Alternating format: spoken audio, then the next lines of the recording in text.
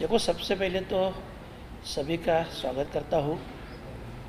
आप सभी को मालूम है, एक 4-5 साल से नवी मुंबई अंतर्राष्ट्रीय विमानतल जो बन रहा है, और इसी विमानतल को स्वर्गीय दिबा पाटिल साहब, जो इस देश के नेता थे, जिन्होंने बहुत से ऐसे डिसीजन लिए जो हमारे देश की माँ बहनों के लिए है, हमारे फार्मर लोग के लिए है, ओबीसी समाज के लिए है।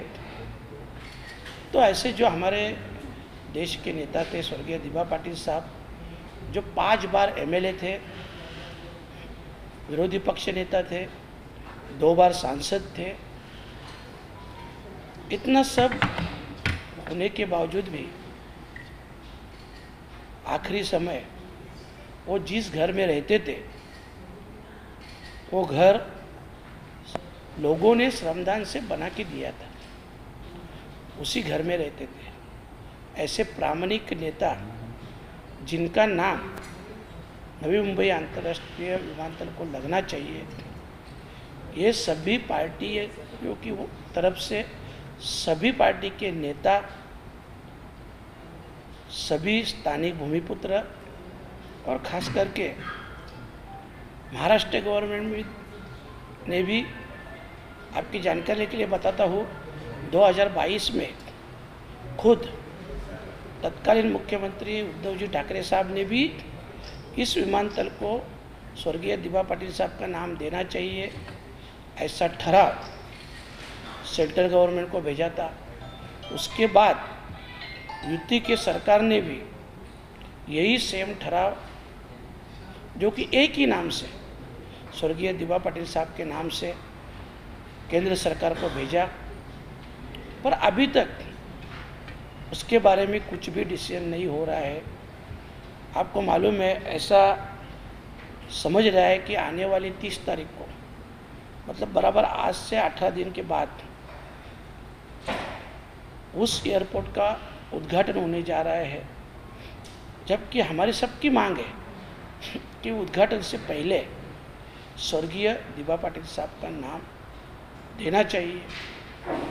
और मैं यही कहूँगा कि स्वर्गीय दिबा पाटिल साहब के जो काम थे, उसने इस देश के लिए जो काम के माध्यम से योगदान दिया है, उसकी ऊंचाई इस एयरपोर्ट से कहीं ज़्यादा है।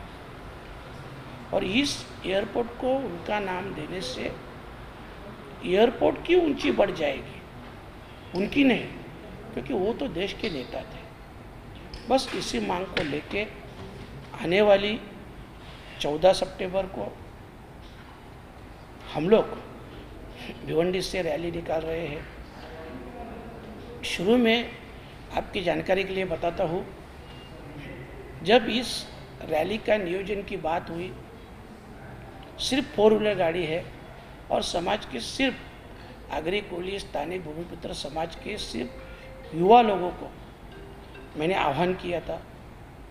तो एक दिन में 600 के ऊपर गाड़ी की एंट्री हुई। आज तक 5 दिन में, कल तक 2000 के ऊपर गाड़ी की एंट्री हुई। अभी हम लोग ने एंट्री भी बंद कर दिया है, जिसको आना है डायरेक्ट आ सकते हैं। तो एक हज़ारों की तादाद से हम लोग जा रहे हैं, हज़ारों गाड़ी रहेगी। मुझे मालूम है, ये जो सभी लोग आ रहे हैं, ये सिर्फ और सिर्फ दिबा पाटिल साहब के सम्मान के लिए आ रहे हैं। उनके प्रति जो समाज का प्यार है, समाज की जो श्रद्धा है, उसके कारण इतनी बड़ी संख्या से 4 व्हीलर लेके सभी युवा आ रहे हैं। हम लोग इस माध्यम से राज्य सरकार और केंद्र सरकार का ध्यान इस मुद्दे पे आकर्षित करना चाहते हैं, ताकि ये अभी उद्घाटन की घड़ी नज़दीक आई है, तो उसके पहले ये नामकरण होना चाहिए। ये हमारी स्पष्ट भूमिका है। और अगर उसके पहले ये नामकरण नहीं होगा, तो इससे भी बड़ा आंदोलन, क्योंकि ये तो एक ट्रेलर है, कुछ ही दिनों में आह्वान करने के बाद हजारों गाड़ी अगर समर्थन में आ रही है तो इसका मतलब लोगों में जागृति हुई है।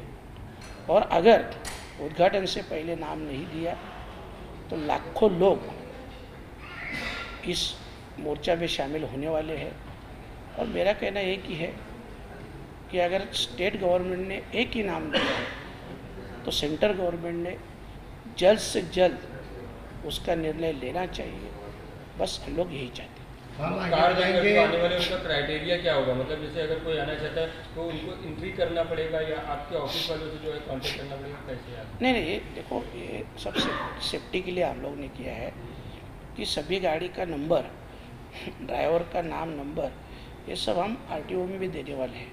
ट्रैफिक डीसीपी साहब दोनों, थाना के भी, न्यू बॉम्बे के भी, नवी मुंबई के भी, सभी से बात हुआ है तो उनको ये सब डिटेल्स देने वाले हैं। पर अभी ऐसी हालत है कि 2000 की गाड़ी के ऊपर एंट्री गई है, तो अभी हम लोग बता रहे हैं कि कौन से एरिया से कौन से पॉकेट से कितने लोग आ रहे हैं। न्यू बॉम्बे महानगर पालिका जो है, उन्होंने या महानगर पालिका के जो क्षेत्र में जो फलक लगाए, न्यू मुंबई विमानतल, इस तरह के फलक लगाए, कई युवाओं ने वहाँ पर विरोध करके वो बोर्ड तोड़े भी, उसके बारे में क्या कहना है? देखो, मतलब जब ये बोर्ड लगे, अंतर्राष्ट्रीय विमानतल के जब बोर्ड लगे हैं तो वो बोर्ड तोड़े भी है, कहीं पे उनके ऊपर काला कलर लगाया है।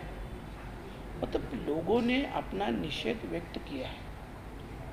तो इसके लिए एक गवर्नमेंट को, देखो अभी नजीक आ रहा है, इसकी आपने देखा होगा संसद में भी मैंने इसके बारे में आवाज़ उठाई थी।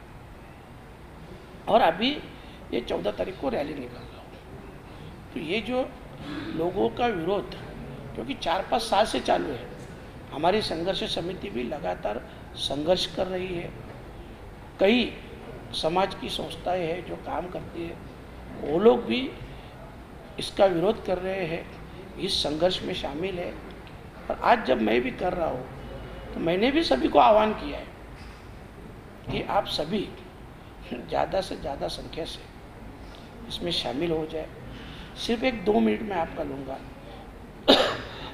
वो इसके लिए कि ऑलरेडी दिभा पाटिल साहब का मैं काम बोलना आपको भूल गया कि उनको मैं राष्ट्रीय नेता क्यों मान रहा हूँ। देखो 1989 में जब स्त्री भ्रूण हत्या का कायदा पारित हुआ, वो कायदा महाराष्ट्र विधानसभा में दिभा पाटिल साहब ने पारित किया। उसके बाद में 1994 में सेंटर के गवर्नमेंट ने भी उसकी दखल ली और पूरे देश में इस स्त्री भ्रूण हत्या का कायदा लागू।